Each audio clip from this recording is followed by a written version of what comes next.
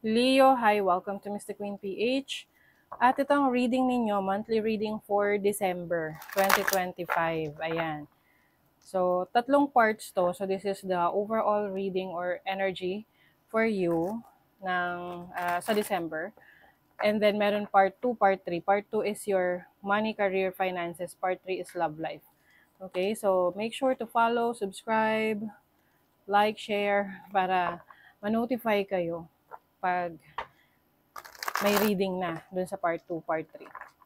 Ayan, paalala lang, ang reading na to ay general reading, so maaari kayong makarelate, maaring hindi. Just take what resonates.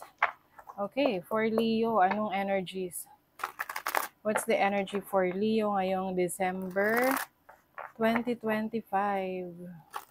December 2025 para sa mga Leo. Okay. Oh, merong learnings, pag-aaral,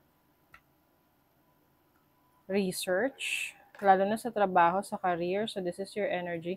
Very confident yung energy ninyo ngayong December. It's like meron kayong ine-explore. You want to expand, like expand your business, expand your career. Yung iba sa inyo, pwedeng may training kayo na aatenan or like parang hindi lang training, pwedeng seminar din para may maidagdag kayong knowledge or kaalaman. Kasi yung iba sa inyo, pwedeng kayo nag-expand ng business ninyo or pagdating sa trabaho, kayo ay ipapadala sa ibang lugar or kumbaga parang dadalhin ka sa ibang branch ng company ninyo, ganun.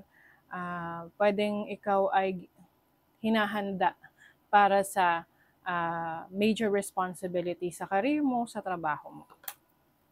Ace of Swords, learning talaga. May good news. Kung meron kang hinihintay na balita or mensahe or resulta, no? Pwedeng exam yan or tawag galing sa in-applyan mo. May good news na parating. Okay? So, maaring ikaw ay matatanggap sa work or merong magandang balita na hinihintay mo na darating na. Ayan. You also have the moon. So, you may be emotional pagdating ng December related sa mother, no? Pwedeng meron kayong, I see, pag-uusap. Lalo na kung hindi kayo madalas mag-usap ng mother mo, kung nandiyan pa yung mother mo. Or meron kayong ayusing sigalot or problema in the past.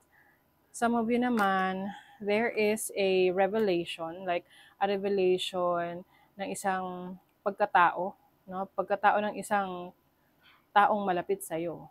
Yung totoo sa kanya, no? Marireveal sa'yo. And ngayon, niisip mo kung hahayaan mo pang manatili siya sa buhay mo or, ika-cut off mo siya. Kasi pwedeng itong revelation na to is something na will hurt you in a way na para kasing may katotohanan na mabubunyag or malalaman, ganon. Siyempre, hindi naman magre-resonate para sa lahat yan, but for some of you, pwedeng may matutuklasan kayo tungkol sa isang tao na malapit sa inyo na hindi nyo akalain, yun pala yun, ganon.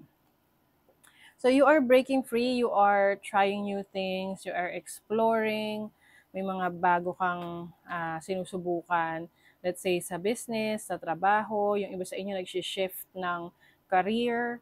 So, hindi lang sa company, ibang industriya yung gusto nyo i-explore. Mas risk taker kayo ngayon, unlike before na parang gusto nyo ay playing safe. So ngayon, you are getting out of your comfort zone.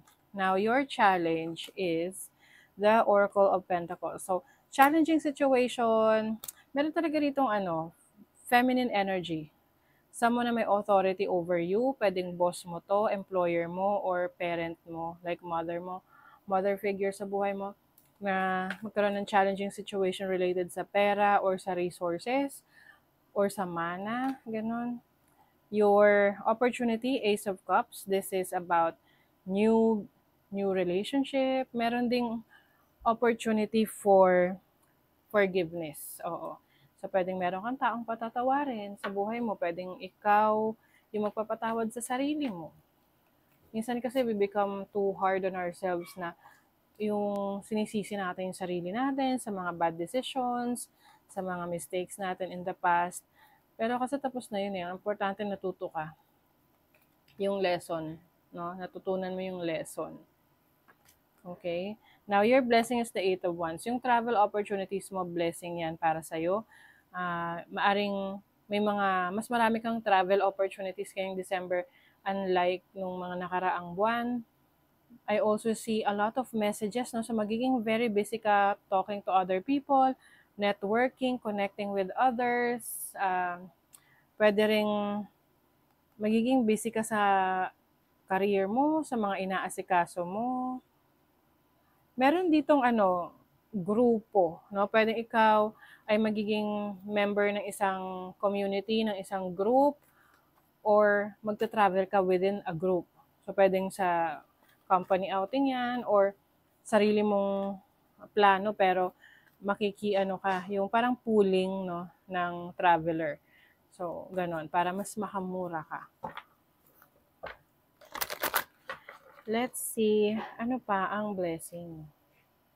Ano pa ang blessing? Gusto natin maraming blessing, di ba? Kuha pa tayo, ano pa ang blessing ng mga Leo? Uy, Apprentice of Swords. Learning talaga. This is about curiosity. The more na maging curious ka, the more na marami kang gustong alamin, matuklasan, ma-improve sa sarili mo, especially sa iyong communication skills, sa iyong public speaking skills, the more na may mga blessings na darating sa'yo. So, be open doon sa mga oportunidad na yan. Let's see what else. Lowbat na. Nag-lowbat na yung aking camera. Okay, let's see yung phone ko. What else? Ano pa yung parating for Leo? Uy, you are being directed to your destiny. Meron kang finufulfill na pangarap mo, na goals mo sa buhay. Yung iba sa inyo, ipipresenta yan sa inyo, no? Ipipresenta sa inyo, marirealize mo na, ay, ito pala yung destiny ko. Because things are doing well para sa'yo. You are passionate about something, passionate sa career, passionate sa relationship. Pwede rin mo rin makilala yung soulmate mo. Sponsor pa. Ano ba yan? Soulmate connection. Ayan. Na magbibigay sa'yo ng happiness. Oh, ang galing naman. So, you will experience joy. Ang joy kasi is like a deeper level of happiness, no? So, ito yung pangmalakasang kaligayahan. Ayan. So, maaring makakaramdam ka ng kaligayahan, kasiyahan dyan sa ginagawa mo, it's either sa career mo, sa relationship mo ngayon, sa connections mo with other people, especially kung yun nga medyo nagkaroon ng pagpapatawad, no? May reconciliation sa mga mahal mo sa buhay na dating hindi mo nakakausap. So ngayon, makakausap mo na. And yung iyong imagination, creative skills, talents, marami kang mga ideas ngayon, no? So pay attention sa mga ideas mo kasi pwede itong maging moment mo to become successful, no? So pay attention yung mga na iisip mong ideas, mas maganda na sinusulat mo siya. No? Meron kang journal or notes mo sa phone mo. Pag may magandang kang idea na maisip, isulat mo agad or ilagay mo sa phone mo para mabalikan mo siya. No? Kasi minsan, dumadaan lang yung idea na yan sa atin, tapos nakakalimutan na natin. Protecting your energies. Okay? So, maari kasing yung iba sa inyo, merong mga taong parang they want something from you because alam nila na meron kang kakayanan na wala sila. Oo, ayan, may imagination na naman. Yung iba sa inyo related to sa science, sa development, sa technology, pwedeng meron kang dine-develop. You are staying in power. Okay? You are staying in power, Leo. Very strong yung standing mo ngayong December. So just make sure na to take care of yourself then kasi nga magiging very busy ka. Release your guilt. Meron ka kailangang tanggalin, i-let go. I think itong guilt na to dun sa mga naging decision mo in the past na sinisisi mo yung sarili mo. bakit mo ginawa yun, bakit yun yung pinili mo. I-release mo yun kasi yun yung nagpapahirap sa'yo. Yun yung nagpapabigat ng damdamin mo, nararamdaman mo. So, pag nirelease mo na yun at naisip mo na, acceptance kasi nakakatulong yan para makapagpagaan ng ating kalooban. Okay? So, that is your reading, Leo. Thank you so much. See you again.